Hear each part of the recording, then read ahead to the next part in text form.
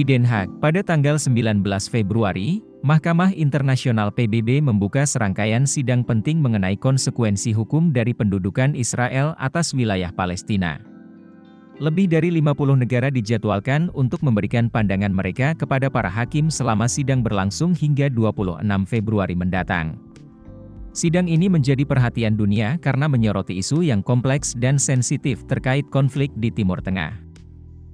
Menteri Luar Negeri Palestina, Riyad Al-Maliki, akan menjadi pembicara pertama dalam sidang ini, yang diadakan di Pengadilan Internasional di Den Haag.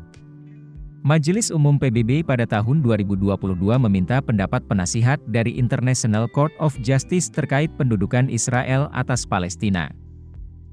Meskipun Israel telah mengabaikan pendapat semacam itu di masa lalu, keputusan yang diambil dalam sidang ini dapat meningkatkan tekanan politik terhadap Israel, terutama dalam konteks konflik berkepanjangan di Gaza yang telah menelan korban jiwa sebanyak 29.000 warga Palestina menurut pejabat kesehatan Gaza sejak bulan Oktober lalu.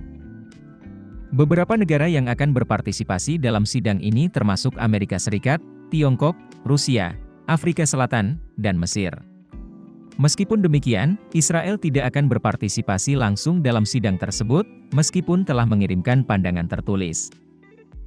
Sidang ini adalah bagian dari upaya Palestina untuk menarik perhatian lembaga-lembaga hukum internasional terhadap perilaku Israel.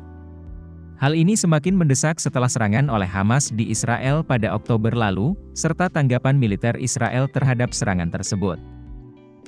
Sidang ini juga datang di tengah kekhawatiran yang meningkat tentang kemungkinan serangan darat Israel terhadap kota Rafah di Gaza, yang merupakan tempat perlindungan terakhir bagi lebih dari 1 juta warga Palestina. Sejak Perang 6 Hari pada tahun 1967, Israel telah merebut tepi barat, Gaza, dan Yerusalem Timur, wilayah yang diinginkan oleh Palestina sebagai bagian dari negara mereka.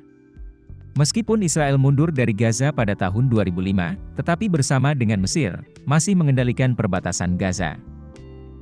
Sidang ini merupakan kedua kalinya Majelis Umum PBB meminta pendapat penasihat dari International Court of Justice mengenai wilayah Palestina yang diduduki.